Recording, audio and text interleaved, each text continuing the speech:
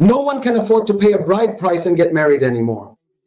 Friends, what we're going to talk about today isn't a tradition, but a corrupt system that shatters young people's dreams and turns marriage into a marketplace. The gold dowry requirement. When our young people hear the word marriage now, they don't feel joy, but fear. Because marriage is no longer about two hearts coming together. It's a robbery disguised as a jewelry store window, a trap that drags people into debt, families who measure their daughter's worth in gold out of fear of what others will say, a mania for show that buries the groom's side in debt and chains young people, and the most disgraceful part, those shameful gold markets. The girl's family draws up a gold list, either sitting around a table or facing each other. They say, "This is how much our daughter is worth." The groom's side thinks about it. Is she really worth that much? If he thinks she is, he works himself to the bone and goes into debt. What is this? Is this marriage or is it slave trading? Are you marrying off your daughter or selling her? It's not even clear, my friend. The man of the house doesn't fall for this infidel's trick. Let me sell my daughter off at a bargain price. If a young woman's honor is measured by the bracelets on her wrist and a young man's worth is determined by the gold in his pocket, this is nothing but modern slavery. And this slavery is not called tradition or anything like that. It's theft. And what's being stolen isn't gold. It's the youth's future, happiness, and hope. Look, I once witnessed such a negotiation. At the request of a lady, I attended a marriage proposal ceremony with her, her husband, and her son. The girl's mother pulled out a list. I swear it was this long. I mean, if it were a stranger, you might just let it go somehow. Even though it's impossible to understand, you might still say, well, whatever. But the kid is your nephew, and you know what he does for a living. You know his monthly income. Before it even got to this stage, maybe you prayed for him many times. May God open his heart. May the Lord grant him good fortune, and so on. But from the moment he comes to ask for your daughter's hand, you start treating the boy like he's some Arab sheikh. And after that, you expect respect from that boy? You expect love. Honestly, what kind of disgrace is this, for God's sake? I swear, speaking for myself, I was so embarrassed I wanted to sink into the ground. He said, "Oh Lord, forgive us." Because to put a price on a human being, the most honorable of all creation, as if they were an object, saying, it can't be less than 10,000 up front. What does that even mean? You might as well just slap a price tag on her like they do in supermarkets. And then you say, we're equal. Yeah, right. Is your mother pretty?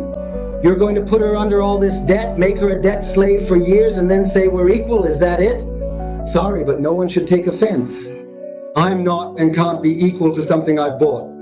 Just look at the state you've reduced your daughter to, the level you've brought her down to.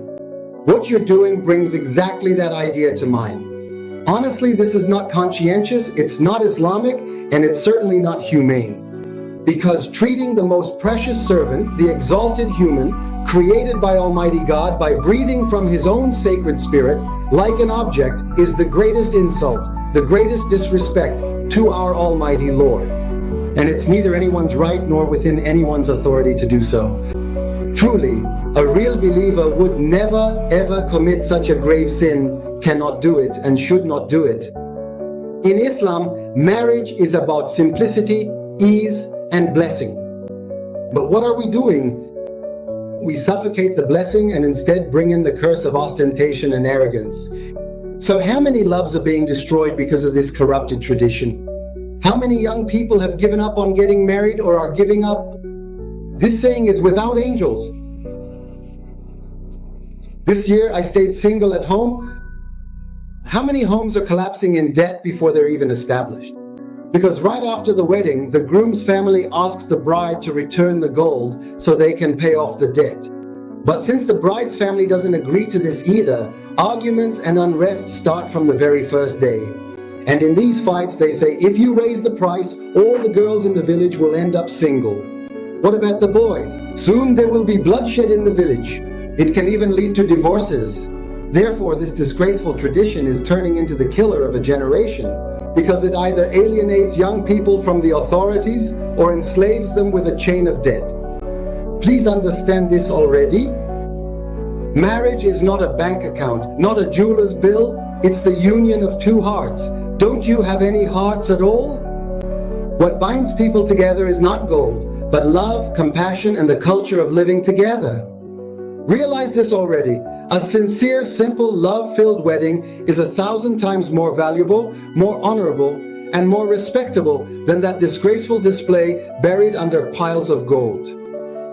Friends, my request from you is that you also lend a hand in this matter.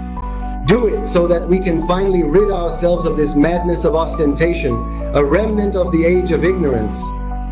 And please share this so that this voice, this outcry, can reach even more people. Because this is not just a video.